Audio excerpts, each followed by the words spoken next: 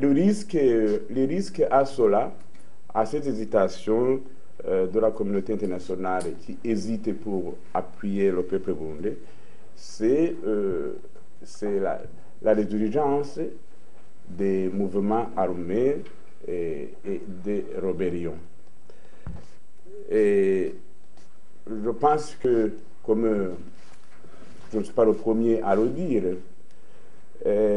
même Mandela le disait, c'est l'oppresseur et non l'opprimé qui détermine la forme de la lutte.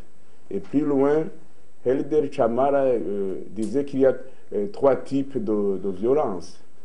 Trois types de violence. Il y a la violence institutionnelle, la violence, celle qui opprime, celle qui exploite.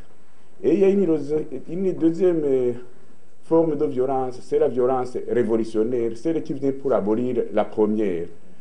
La troisième qui est complice de la première, c'est celle qui réprime, telle que vous l'assistez aujourd'hui, celle qui opprime pour la deuxième, pour faire disparaître donc la deuxième.